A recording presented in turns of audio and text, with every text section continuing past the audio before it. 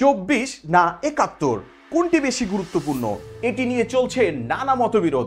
আজকে আমরা গাণিতিকভাবে বিশ্লেষণ করে দেখব কোনটি বেশি গুরুত্বপূর্ণ। তো চলুন দেখে নেওয়া যাক। আমরা এখানে দেখতে পাচ্ছি 24 না 71 এই সংখ্যা দুটোকে গাণিতিক বিশ্লেষণ করব।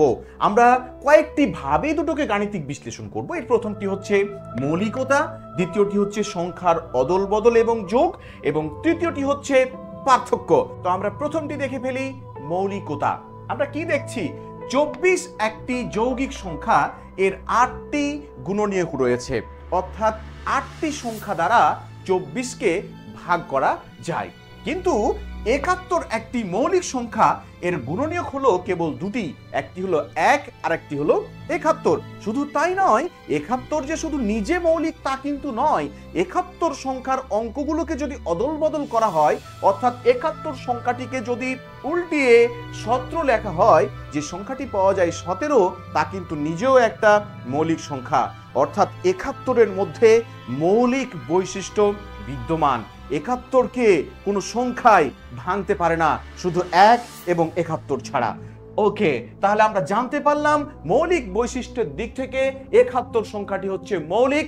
কিন্তু যৌগিকের মধ্যে একটা বিশেষ বৈশিষ্ট্য হলো এর সমষ্টিগত রূপ, অর্থাৎ এই 24 সংখ্যাটি অনেকগুলো গুণনীয়ক নিয়ে রচিত বা গঠিত হয়েছে। ওকে, এরপরে আমরা চলে যাব এর দ্বিতীয় বৈশিষ্ট্য। আমরা দেখব সংখ্যার অদল বদল এবং যোগ। দেখে ফেলি সংখ্যার অদল বদল এবং যোগ করে আমরা কি বৈশিষ্ট্য পাই। 24 সংখ্যাটিকে যদি আমরা উল্টিয়ে লিখি, তার মানে অদল বদল যদি করি জায়গা, তাহলে 24 থেকে আমরা পাই হচ্ছে 42, এবং 71 সংখ্যাটিকে যদি আমরা উল্টিয়ে লিখি পাই হচ্ছে 17। এই দুটো সংখ্যাকে যদি আমরা যোগ করি, 7 আর 2 9, 4 আর 1 5, এই যে যোগফল পেয়েছে 59, এই সংখ্যাটিও একটা মৌলিক সংখ্যা। অর্থাৎ 24কে 71 থেকে আলাদা করার কিছু নেই। দুটো সংখ্যাকে যোগ করলেও যা দাঁড়ায় সেটাও কিন্তু মৌলিক সংখ্যায় দাঁড়ায়। সুতরাং 24 এবং 71 একসাথেও কিন্তু মৌলিক সংখ্যা। এরপরে আমরা চলে যাব যে বৈশিষ্ট্যে, সেটা হচ্ছে পার্থক্য। দেখি আমরা এই পার্থক্য থেকে কি পাই।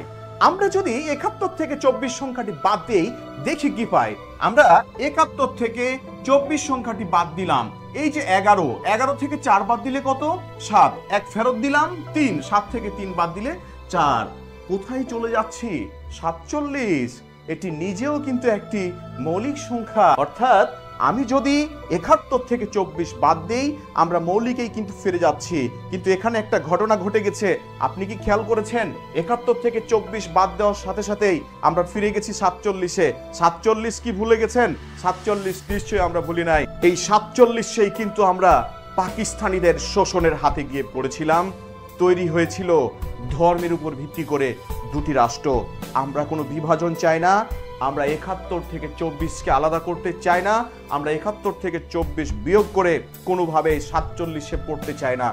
71 এবং 24 এর দুটি সংখ্যাকে উল্টিয়ে যোগ করলেও তো মৌলিক সংখ্যায় থাকে।